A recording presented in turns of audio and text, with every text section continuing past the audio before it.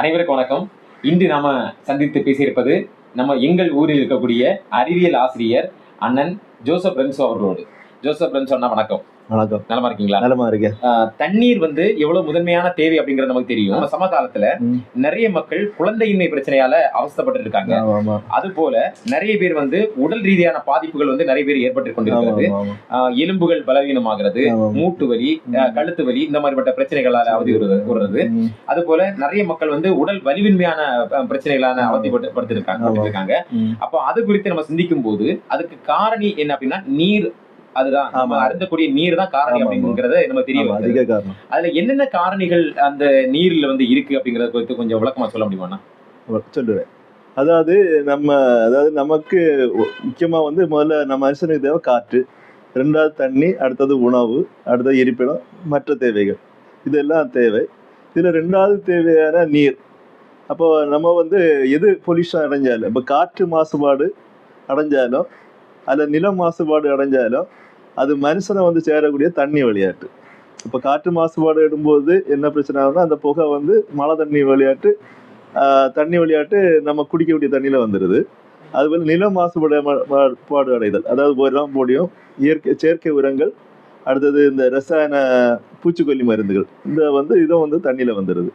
இது மனுஷனை தண்ணி விளையாட்டு தான் நம்மளுக்கு பொல்யூஷன் எல்லாம் உள்ள வருது.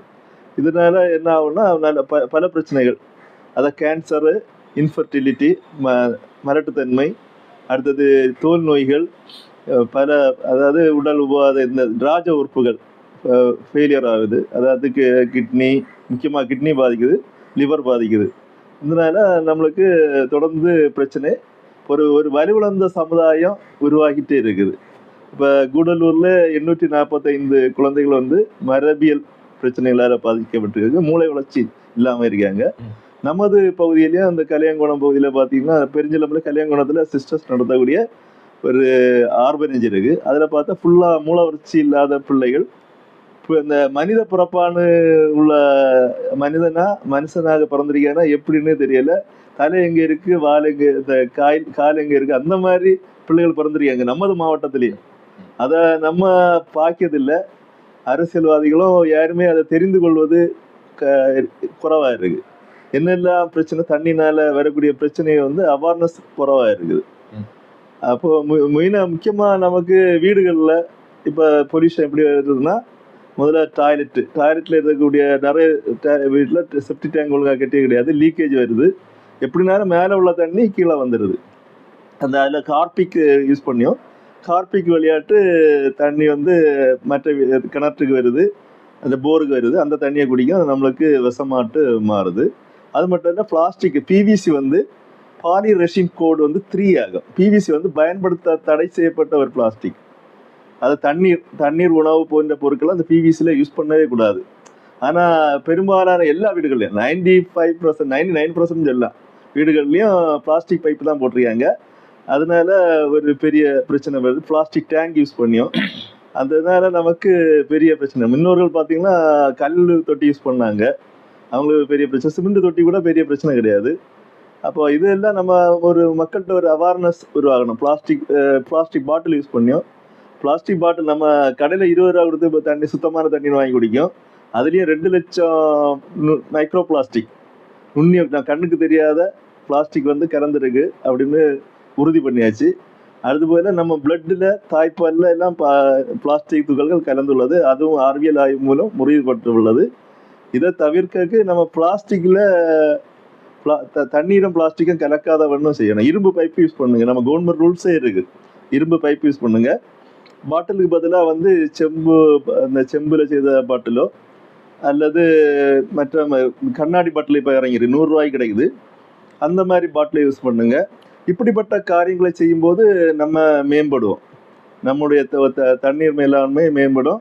அதுபோல் மலைப்பகுதிகளில் எந்த குடியிருப்பும் இருக்கக்கூடாது. நீர்பிடிப்பு பகுதிகளில் இப்போ நம்ம முக்குடல்லேருந்து நாரல் பகுதிக்கு தண்ணி கொண்டு போகிற மாதிரி நம்ம பேச்சுப்பாறையில் உள்ள தண்ணியை அனைத்து மக்களும் பயன்படுத்தணும் குடிநீருக்காக. முந்தி வரைக்கா இதே பிரச்சனை, நாரல் இந்த பேச்சுப்பாறையிலேருந்து தண்ணியை கொண்டு போகும்போது பல அரசியல் கட்சிகள் போராட்டம் நடத்தினாங்க. போராட்டம் நடத்தி அங்க நாரலுக்கு குடிநீர் வழங்கக்கூடாது, அது இந்த பகுதி மக்களுடைய விவசாயத்துக்கு தான் பயன்படுத்தணும் அப்படின்னு போராட்டம் நடத்தணும். ஆனா முதல்ல குடிக்க தான் நமக்கு முக்கியம். அனைத்து தண்ணீர் வந்து எல்லா மக்களுக்கும் உரிமையானது. நாரல் பகுதி நமது பகுதி தான்.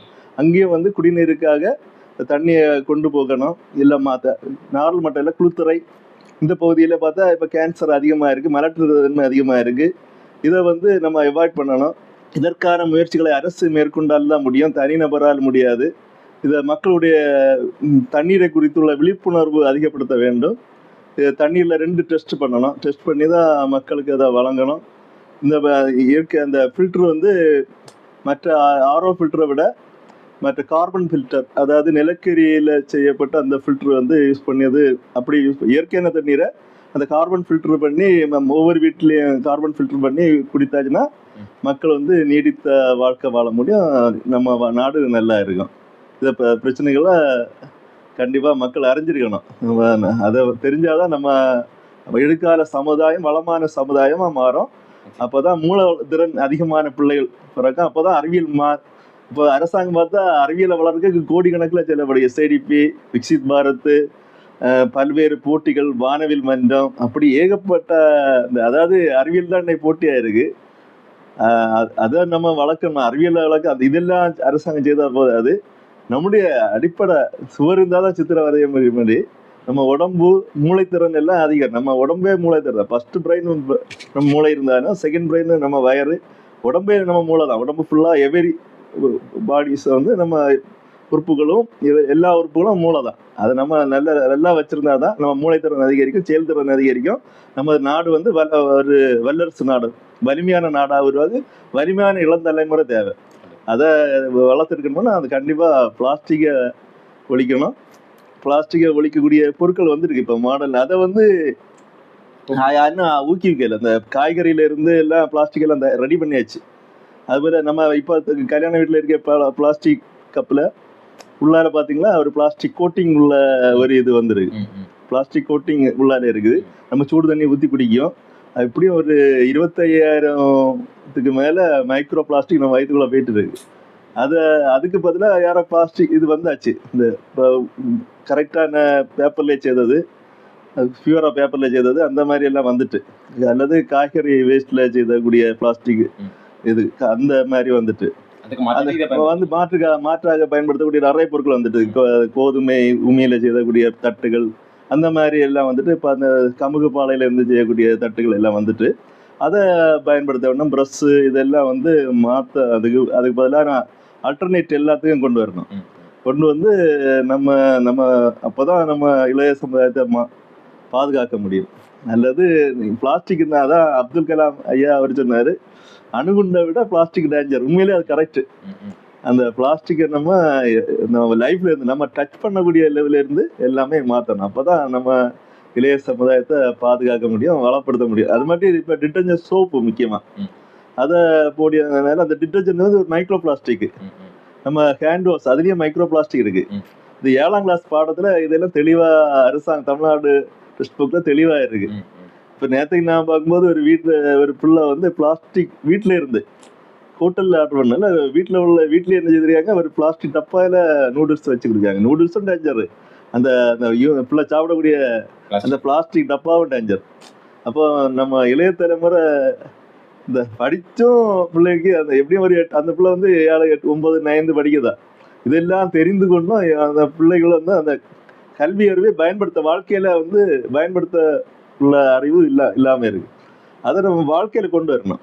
நம்மளுக்கு இது பிளாஸ்டிக் பற்றி எல்லாம் விழிப்புணர்வு இருந்தால் அதுக்கு வாழ்க்கையில் அப்ளிகேஷன் வந்தால் அந்த நம்ம லைஃப் வந்து மாறும், வாழ்க்கை தரம் உயரும், ஒரு உயர்வான ஒரு சமுதாயம் உருவாகும். அல்லது வரக்கூடிய தலைமுறை வந்து கீழே மூளைத்திறன் குறைஞ்ச தலைமுறையாக போயிட்டு இருக்கும். அதை நம்ம ஒன்று பிறகு எதுக்கே எதுக்குமே தயாராக இல்லாத ஒரு சமுதாயமாக இருக்கும். எந்த வேலைக்கும் தயார் இல்லை அந்த மாதிரி ஆகிடும். மூளைத்திறன் இருந்தால் முடிஞ்சு போச்சு. அது சமுதாயம் அவ்வளோதான், அழிவு தான். அதை ஒன்றும் செய்ய முடியாது. தேங்க்யூ, நன்றி. நீரின் முக்கியத்துவம், நீரில் வரக்கூடிய கலப்படத்தால் வரக்கூடிய விளைவுகள், என்னென்ன விதமான கலப்படங்கள் வருகிறது, அந்த கலப்படங்கள் மூலமாக மனித சமூகம் எவ்வளவு ஒரு பாதிப்படைந்த ஒரு சமூகத்தை நோக்கி போய்கொண்டிருக்கிறது. அதுல இருந்து எப்படி அதை மீட்டுருவாக்கம் செய்ய வேண்டும் என்கிற உயர்ந்த கருத்துக்களை வழங்கிய அண்ணன் ஜோசப் பிரின்ஸ் அவர்களுக்கு நம்முடைய அன்பும் நன்றியும் வாழ்த்துக்களும் அண்ணா. வாழ்த்துக்கள். தேங்க்யூ, நன்றி.